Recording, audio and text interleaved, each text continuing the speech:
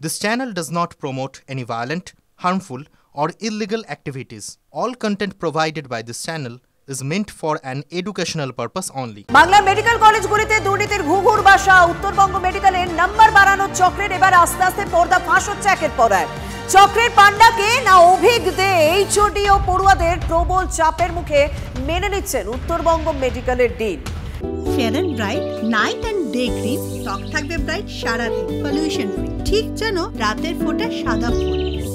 সারাদিন happy bright skin. সাদা কালি দিয়ে মুছে পরীক্ষার নাম্বার বদল করা হয়েছে। প্রিন্সিপালের ঘরে পৌঁছে গিয়েছেন খাতা মার্কশিট হাতে একের পর এক এইচওডি। ডিনকে ঘিরে তুমুল বিক্ষোভ শুরু হয়। ডিনের মুখে উঠে এসেছে আরো অনেক নাম, অভিজ্ঞদের পাশাপাশি আরো অনেক নাম এখন ডিনের মুখে। উত্তরবঙ্গ মেডিকেলে দুর্নীতির মানচিত্রে নতুন নাম শাহিন সরকার।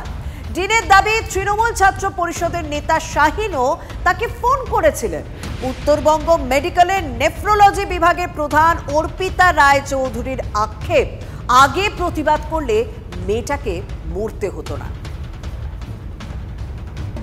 থ্রেড কালচারের বিরুদ্ধে আজকে সকালে ছাত্রছাত্রীরা প্রোটেস্ট জানাতে শুরু করেন। এই মুহূর্তে পরিস্থিতি ভয়ঙ্কর, কারণ যে অভিযোগগুলো উঠছে আমি দেখাবো। সার্জারির বিভিন্ন ডিপার্টমেন্টাল হেড তারা এসছেন ফাইল নিয়ে, তারা পরিষ্কার খাতা দেখাচ্ছেন। অর্থাৎ এতক্ষণ ছাত্রছাত্রীদের অভিযোগ ছিল, এখন ডিপার্টমেন্টাল হেডরা এসে প্রোটেস্ট করছেন এই ফাইলে সেই খাতা, যেই খাতায় নির্দিষ্ট এক ছাত্রনেতার নাম্বার সাদা কালি দিয়ে মুছে তার নাম্বার বাড়িয়ে দেওয়া হয়েছে। ডিপার্টমেন্টাল হেডরা বলছেন তারা 52-53 দিয়েছিলেন, কিন্তু মার্কশিটে তার নাম্বার 80 এবং ডিপার্টমেন্টের যে নিজস্ব রেকর্ড সেখানেও সেই নাম্বার বাড়িয়ে দেওয়া হয়েছে।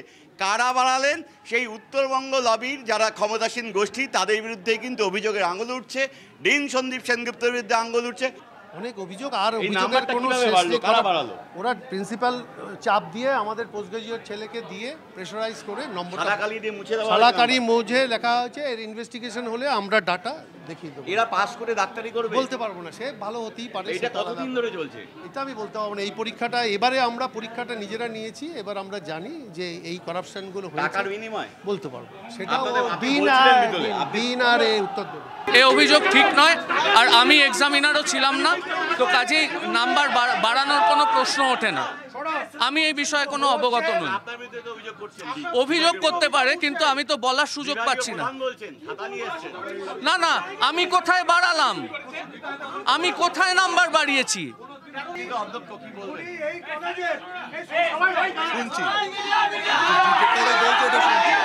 এই কলেজের নয়, আমাদের কলেজ থেকে পাস করা ছেলেরা সবাই এখানে হাউস স্টাফ সিট পায় না।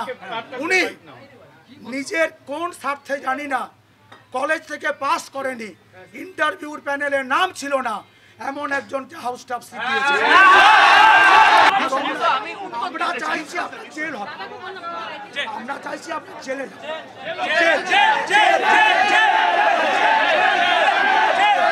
দীপাঞ্জন এইরকম লোকের প্রশ্রয়ে টিএমসিপি এই গুন্ডামি করেছে, টিএমসিপি দুর্নীতি করেছে, টিএমসিপি মানুষকে থ্রেট কালচার তৈরি করেছে। সাদা খাতায় মানে নাম্বার সাদা কালি দিয়ে মুছে দেওয়া হয়েছে। কারা করলো? টিএমসিপি করেছে, তাদের এদের সাহায্য। আপনি অধ্যক্ষ, এই পুরো রেসপন্সিবিলিটি আপনার ঘাড়েও আসে, কিভাবে সম্ভব? বিভাগীয় প্রধানরা কি মিথ্যা কথা বলছেন? আমি এনকোয়ারি করব, আমরা তদন্ত করবো ব্যাপারটা। এখন শোনার পরে বলছেন তদন্ত করবেন, জানতেন না কিছুই? বিভাগীয় প্রধান আমাকে আগে বললে আমি নিশ্চয়ই তদন্ত করতাম। এই যে আপনার মেডিকেল কলেজে মোবাইল নিয়ে অভিজ্ঞদের ভিতরে ঢোকে, কি করে ঢোকে TV9 বাংলা দেখিয়েছে সে ভিডিও। গত বছর তো সে কিভাবে ঢোকে? এই বছরও ঢুকেছিল WBMC অবজারভার হিসাবে। কোনো দিন কারুর নাম্বার বাড়াইনি। না, আমি কি করে সার্জারির নাম্বার বাড়াবো? না স্যার, আমি বাড়াইনি। আমি কি করে বাড়াবো? আমি বাড়াইনি, এটা আমার কালচার নয়। আমি নিজেও সন্দীপ ঘোষের শাস্তি চেয়েছি, আমি ছাড় করাতে দিই না। আমি এক্সাম হলে ঢুকলে আমাকে এক্সাম হল থেকে বার করার জন্য ফোন আসে।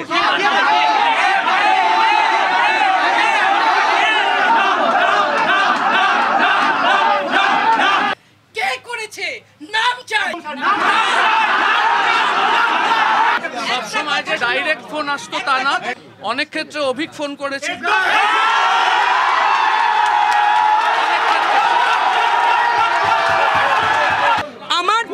আমার কষ্ট হয় জানো, যে আমরা যদি তখন অ্যাকশন নিতাম এই মেয়েটাকে হারাতে হতো না। আমার অপরাধ বোধ হয়, ওদের হয় কেন, হয় না কেন আমি জানি না। আমার প্রত্যেক মুহূর্তে মনে হয় যে এই থ্রেড কালচার যদি নষ্ট করতে পারতাম মেয়েটা মরতো না। অভিজ্ঞে ফোন করতো কোনো সময়, এবং বারবার ফোন আসতো। এবার এক্সাম হলে ফোন ধরার কথা না, যদি বারবার ফোন আসতে থাকে আমি ডিস্টার্ব ফিল করে বেরিয়ে যেতাম।